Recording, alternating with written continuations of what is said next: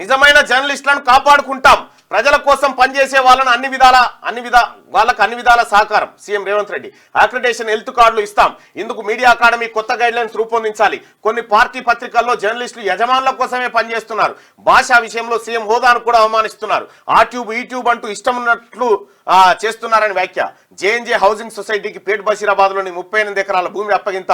మిగతా అర్హులైన జర్నలిస్టులకు ఫ్యూచర్ సిటీలో ఇండ్ల జాగాలు ఇస్తామని హామీ ఇచ్చారు. అయితే నిన్న ఎవరైతే హైదరాబాద్ రవీంద్రభారత్లో జేఎన్జే హౌసింగ్ సొసైటీకి 38 ఎకరాల భూమి పత్రాలు అందజేస్తున్న సీఎం రేవంత్, మంత్రులు పొంగులేటి, పొన్నం, ఫోటోలో మేయర్ విజయలక్ష్మి, ఎంపీలు Chamala Kiran Kumar Reddy, Anil Kumar Yadav, media academy chairman Srinivas Reddy, సలహాదారు వేవ్ నరేందర్ తదితరులు ఉన్నారు ఇక్కడ. ఇక విషయం ఏంటంటే మొన్న 2000 కేసీఆర్ అధికారంలో ఉన్నంతసేపు వీళ్ళంతా కేసీఆర్ దిక్కే ఉండే. వాస్తవానికి ఈ కాంగ్రెస్ పార్టీ వైపు నిలబడ్డది యూట్యూబర్లే.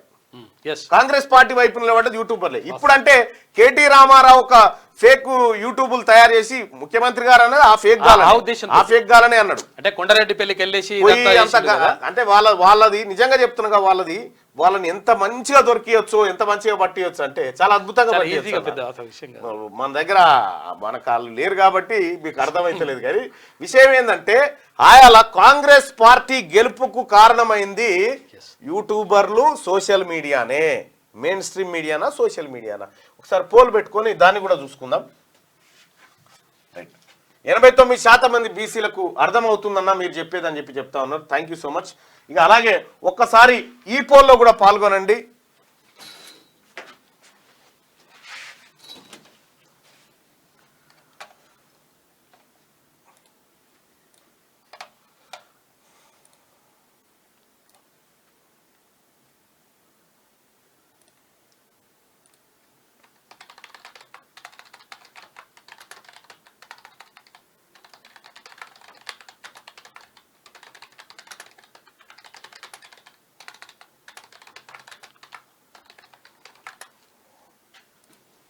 కుమ్మరి కమ్మరి వెడ్రంగా బ్రాహ్మణుల గురించి అందరి గురించి మాట్లాడతారు. అట్లేం లేదు మిత్రమా.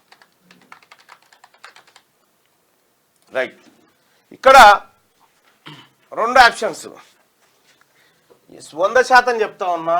తీన్మార్ మల్లన్న రెక్కల కష్టమే కాంగ్రెస్ పార్టీ అధికారంలోకి వచ్చింది. ఇది ఎవరు అవునన్నా కాదన్నా. తీన్మార్ మల్లన్న రెక్కల కష్టంతో, అలాగే ఇంకా కొంతమంది జర్నలిస్టుల రెక్కల కష్టంతో ఎక్స్పోజ్ చేయడం ద్వారా 100% కాంగ్రెస్ పార్టీ అధికారంలోకి వచ్చింది. సొంత మీడియా కూడా లేదు కదా.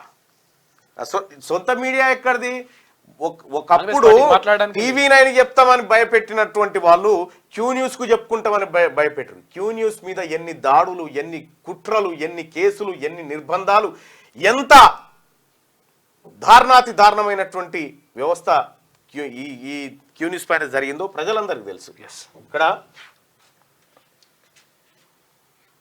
ఇక్కడ ఇవాళ వాస్తవానికి రేవంత్ రెడ్డి గారిని సీఎం చేయడానికి ప్రజలు ఏం ఓట్లేయలే. కేసీఆర్ మీద కోపంతో కాంగ్రెస్ పార్టీకి వేసారు. కేసీఆర్ మీద కోపంతో తప్ప రేవంత్ రెడ్డి గారిని సీఎం చేయాలనేటువంటి ఉద్దేశం ప్రజలకేం లేకుండే. కాంగ్రెస్ పార్టీని అధికారంలోకి తీసుకురావాలి, తెలంగాణ ఇచ్చింది అనేది ఒకటి ఉంది. ఇక్కడ తెలంగాణలో కాంగ్రెస్ పార్టీ అధికారంలోకి రావడానికి కారణం ఎవరు? ఇప్పుడు ఈ ప్రధాన మీడియా ఇవాళ అందుకుంటా ఉన్నారు కదా, వీళ్ళంతా ప్రధాన మీడియా. అప్పుడు ప్రధాన మీడియా వీళ్ళెవరు కూడా కాంగ్రెస్ పార్టీతో లేరు. అప్పుడు ఎవరు కూడా కేసీఆర్ తోనే ఉన్నారు. వాళ్ళు జవహర్ లాల్ నెహ్రూ జర్నలిస్ట్ ఏదైతే హౌసింగ్ సొసైటీ ఉంది కదా, దాంట్లో ఉన్న వాళ్ళందరూ ఇప్పుడు బీఆర్ఎస్ చేసిన వాళ్ళంతా. ఎవరైతే ఇప్పుడు తెలంగాణలో కాంగ్రెస్ పార్టీ అధికారంలోకి రావడానికి కారణం ఎవరు? ప్రధాన మీడియా అంటే ఈ పేపర్లు, టీవీ ఛానళ్లు. సోషల్ మీడియా అంటే యూట్యూబ్, ఫేస్బుక్, వాట్సాప్, ట్విట్టర్. వాళ్ళ ప్రధాన మీడియా అంటే ఇప్పుడు పేపర్లు ఇప్పుడు అది ఉన్నాయి కదా, పెద్ద పెద్ద ఛానల్ అండి అనుకుంటున్నాం. తెలంగాణ రాష్ట్రంలో కేసీఆర్ ను గద్దె దించడంలో, కేసీఆర్ రాజ్యాన్ని కూల్చడంలో తీన్మార్ మల్లన్న పాత్ర చాలా పెద్దది. చాలా అంటే చాలా పెద్దది. అంటే కొంతమంది ఏమనుకున్నారంటే తీన్మార్ మల్లన్న రాజ్యాన్ని కూల్చేటరకు అవసరం వస్తాడు, అంతవరకే వాడాలి తప్ప రాజకీయంగా ఇతన్ని తీసుకురావద్దని అనేకమైన కుట్రలు చేసిరు. అనేకమైన కుట్రలు. మీరేమనుకుంటున్నారు? మీరు ఎన్ని కుట్రలు చేసినా, ఎన్ని కుతంత్రాలు చేసినా, పక్కనే ఉండి ఓడగొట్టాలని ప్రయత్నం చేసినా నేను అభిమన్యుల్లాగానే బయటపడ్డా. వచ్చిన ఎమ్మెల్సీగా గెలిచిన మీ అందరికి తెలుసు, మీ అందరి అంతరాత్మకు తెలుసు ఎవరెవరు ఓడించాలనుకున్నారు. అయినా కూడా వచ్చి నిలబడి ఏ జాతుల కోసం అయితే నేను 7 ఏళ్ల కింద పాట రాసినో ఆ జాతుల ప్రయోజనం కోసం ఇలా మాట్లాడుతా ఉన్నా. ఇక్కడ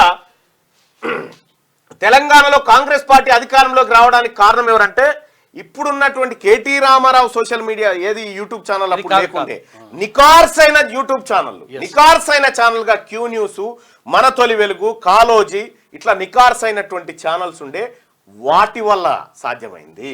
ఇలా తీన్మార్ మల్లన్న ఏం చేయకపోయినుంటే, రఘు ఏం చేయకపోయినుంటే మా మీద 70 కేసులు పెట్టి రఘును అరెస్ట్ చేసి కిడ్నాపులు చేసి నిర్బంధాలు మీలో ఒక్కరినన్నా చేసిర్రా? ఒక్కరినన్నా ఈడ పత్రాలు అందుకుంటున్న వాళ్ళ దాంట్లో ఎవరన్నా ఒకరు పోయిర్రా? చిన్న కేసు అన్న అయిందా వాళ్ళ మీద? ఒక్క వార్త కనీసం మేము కాంగ్రెస్ పార్టీ పక్షాన గొంతెత్తి రాహుల్ గాంధీ గారు ప్రధానమంత్రి కావాలని గొంతెత్తితే మమ్మల్ని అరెస్ట్ చేస్తే కనీసం మీరు మీ స్పందన తెలియజేయలేదు. చాలా మంది మీరు చెప్తారు ఇవాళ ఆంధ్రజ్యోతి పేపర్ ఎప్పుడు సపోర్ట్ చేసింది కాంగ్రెస్ పార్టీకి? ఎప్పుడు సపోర్ట్ చేసింది? తీరా ఎలక్షన్ టైం. కానీ ఈ 10 ఏళ్ల కాలం పాటు కేసీఆర్ మోసాలు నరుక్కుంటూ మొత్తం పొట్ల మిట్టినట్టు ఇప్పి చెప్పుకుంటూ స్కాములు కుంభకోణాలు అన్ని బయట పెట్టిన తర్వాత ముద్ద తయారైనాక వచ్చిర్రు వీళ్ళంతా. నేను కొట్లాడే నాటికి తీన్మార్ మల్లన్న యుద్ధం కేసీఆర్తో లడాయి పెట్టుకునే నాటికి రేవంత్ రెడ్డి గారు తెలుగుదేశం పార్టీలో ఉండే.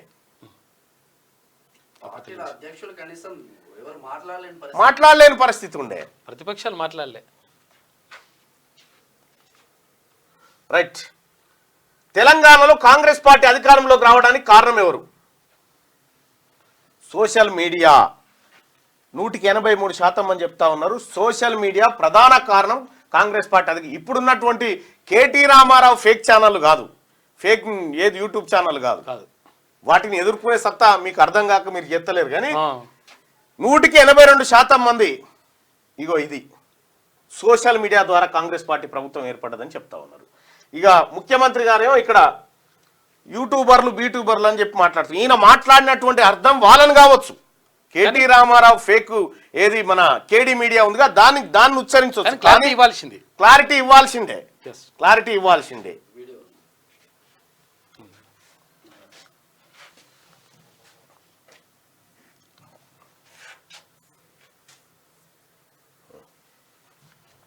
అసలు కంటే కుసరన్నది ఎక్కువైపోయింది. ఎవరిది ఏ ట్యూబో తెలుస్తలేదు మాకు. ఇక ట్యూబ్లో ఎక్కడికంటే అక్కడికి వెళ్ళిపోయి ఏది పడితే అది మాట్లాడితే అక్కడ ఉన్న ప్రజలు ఏమన్నా అంటే చూసిరా జర్నలిస్టుల మీద దాడి అని. జర్నలిస్ట్ అనే పదానికి డెఫినేషన్ ఏందో మీరు డిసైడ్ చేయండి. మేము ఎవరిని జర్నలిస్ట్ గా చూడాలో మీరు చెప్పండి. ముఖ్యమంత్రి గారు మీకు ఎవరైనా సలహా ఇవ్వలేదేమో నేను ఇస్తున్నాను.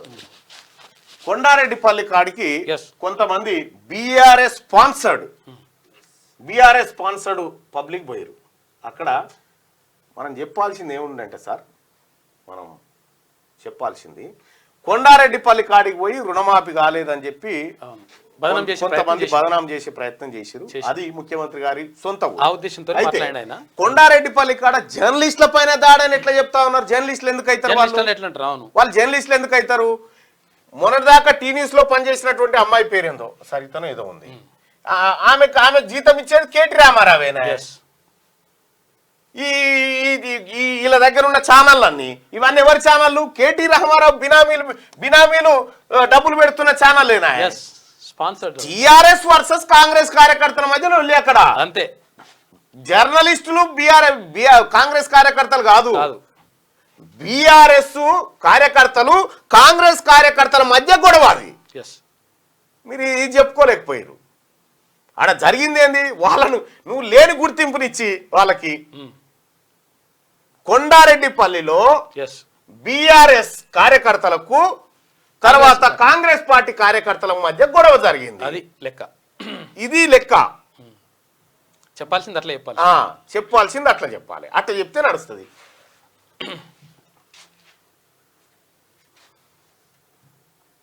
ఎవడు దోస్తే వాడు ట్యూబ్ పెట్టుకొని ఆ ట్యూబ్ లో పెట్టుకొని వాడు మెడలో పట్టేసుకొని మెడలో ఇది కట్టుకొని వాడు నేను ట్యూబ్కో జర్నలిస్ట్ అని బయలుదేరితే వాళ్ళు వివరించే విధానాన్ని బట్టి ప్రజలు వివరిస్తారు.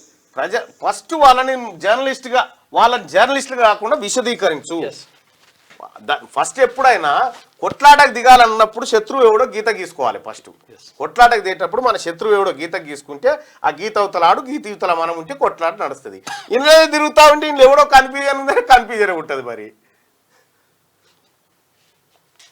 రైట్, ఇక్కడ జేఎన్జే హౌసింగ్ సొసైటీకి పేట్ బషీరాబాద్ లోని 38 ఎకరాల భూమి అప్పగింత. మిగతా అర్హులైన జర్నలిస్టులకు ఫ్యూచర్ సిటీలో ఇండ్ల జాగాలు ఇస్తామని హామీ. ప్రజల కోసం పనిచేసే నిజమైన జర్నలిస్టులను తమ సర్కార్ కాపాడుకుంటుందని నేను చెప్తా ఉన్నగా ఈ నిన్న వేదిక మీద ఉన్నటువంటి చాలా మంది మీరు అనుకుంటున్నటువంటి మెయిన్ స్ట్రీమ్ ఏదైతుందో మొత్తం కేసీఆర్ తోనే ఉన్నారు. కేసీఆర్ కేటీఆర్ తోనే తిరిగిరు. వాళ్ళకే డబ్బా కొట్టిరు వాళ్ళు. కేసీఆర్ కేటీఆర్ తోనే తిరిగిరు. వాళ్ళకే మనం ఇండ్లు ఇచ్చినాం. ఈ కాంగ్రెస్ పార్టీ అధికారంలోకి రావాలి అని చెప్పి తోసిన కాడికి సోషల్ మీడియాని ఎంట పెట్టుకొని తిరిగినటువంటి వాడు ఇలా బేవకూఫ్ అయిపోయాడు. అంటే ఆడ కొంతమంది మాత్రమే అని చెప్పినట్టే బాగుండేది. ఆ మాట మీరు చెప్పలే. సో కాకపోతే ఏంటంటే కేసీఆర్ కూడా ఇంతే లైట్ గా తీసుకుండు. అవ్వాలి ఎంతనే ఓడో ఓ సోషల్ మీడియాలో లంగ మీడియాలో పెట్టి ఇట్లా అన్నాడని అన్నాడు. కథం అయిపోయింది. ఇదే మాట అన్నాడు. మీరు చూడండి.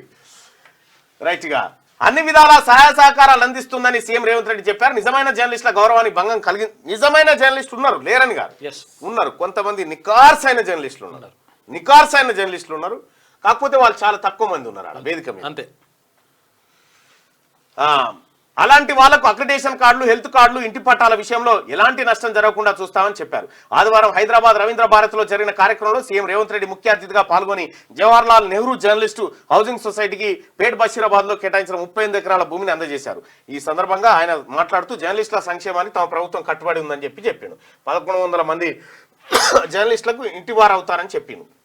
ఇంకా మీడియా అకాడమీకి 10 కోట్లు, జర్నలిస్టులు అక్రిడేషన్, ఆరోగ్య భద్రతా కార్డులు, ఇతర సమస్యల శాశ్వత పరిష్కారం కోసం మీడియా అకాడమీ కొత్త విధి విధానాలు తయారు చేయాలని సీఎం రేవంత్ రెడ్డి అన్నారు. నిరుపేద జర్నలిస్టులకు ఆర్థిక సాయం అందించేందుకు, మరణించిన జర్నలిస్టు కుటుంబాలను ఆదుకునేందుకు, జర్నలిస్టులో వృత్తి నైపుణ్యం పెంచే శిక్షణా కార్యక్రమాల కోసం తక్షణ సాయంగా స్పెషల్ డెవలప్మెంట్ ఫండ్స్ నుంచి మీడియా అకాడమీకి 10 కోట్లు కేటాయిస్తున్నట్టు ఆయన ప్రకటించారు. అయితే విషయం ఏంటంటే ముఖ్యమంత్రి గారికి ఇతరులకు తెలవాల్సినటువంటిది ఏంటంటే ప్రింట్ మీడియా, టీవీ ఛానళ్ళ వ్యూవర్షిప్ డ్రాఫ్టికల్గా పడిపోయింది.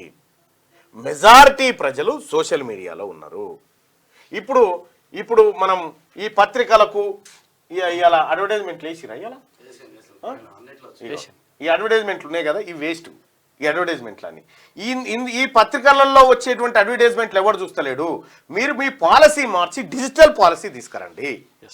డిజిటల్ పాలసీ తీసుకొచ్చి డిజిటల్ పాలసీలో వెబ్సైట్లు, ఆ తర్వాత యూట్యూబ్ ఛానళ్ళు, లేకపోతే ఇంకా ఆన్లైన్ మీడియా, ఇటువైపు మీరేమైనా ఇవి ఏమి లేవు. తాత్కాలికంగా వాటిని కాపాడమే ఎండి శంషతో నీళ్లు పోసే కార్యక్రమం ఇది పత్రికలకు గంతే.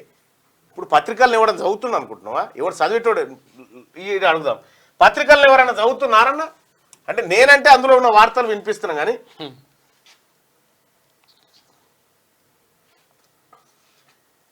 మీరు లేకుంటే అసలు రాకుందే. ఎంతమంది కాంగ్రెస్ ఎమ్మెల్యేలను చేశారు అన్న పెన్షన్లు ఎప్పుడు పెంచుతారు? కాంగ్రెస్ పార్టీ రారని 60% రావడానికి నువ్వే 60% కారణం మళ్ళీ అని చెప్తాను. నేను రాహుల్ గాంధీ గారి మాట నమ్మి, రాహుల్ గాంధీ గారి మాట విశ్వసించి కులగణన చేస్తా, ఈ బీసీలను ఎక్స్రే తీస్తా అన్నటువంటి మాటకు నాకు కమిట్మెంట్ వచ్చింది. ఎవరు చదవట్లేదు పత్రికల్ని, అసలు చదివేటోడే లేడు పత్రికల్ని. చాలా రోజులైంది పత్రికలకు పోయి, ఇంకా గవర్నమెంటే అప్డేట్ కానట్టుంది. పత్రికలను చదివేటోళ్ళు లేరెవరు.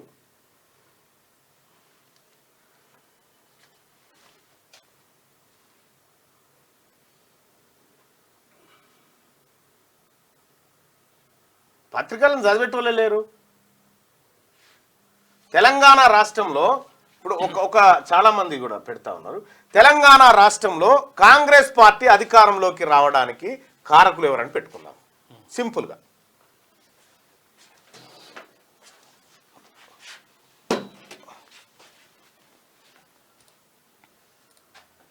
నేనైతే సోషల్ మీడియాలోనే ఉన్నప్పుడు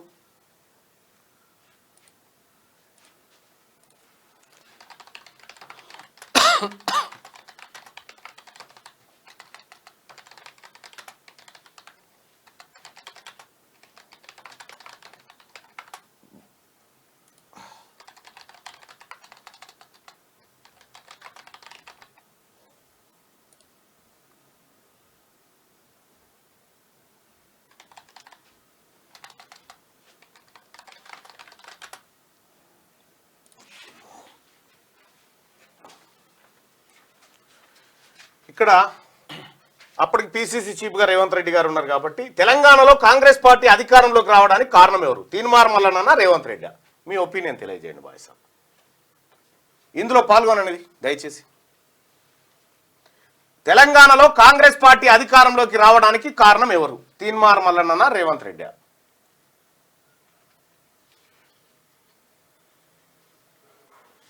నేను మొదలు పెట్టినాడు, నేను దండానికి పత్రికలు కట్టి గొంతు చించుకున్న నాడు అసలు ప్రతిపక్షమే లేదు రాష్ట్రంలో. ఎక్కడోళ్ళు అక్కడ నిద్రపోయి ఉన్నారు. నా మీద మొదటి కేసు అయిన నాడికి వీళ్ళెవరు కూడా యాక్షన్ ప్లాన్లు లేరు. ఇంకా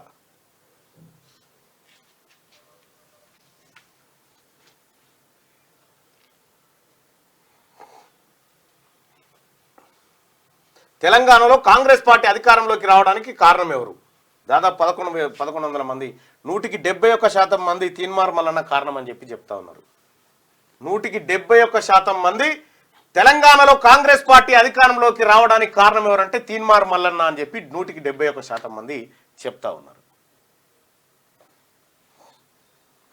ఎస్, రఘు, కాలోజీ, సీను, మేమందరం పాత్రదారులమే.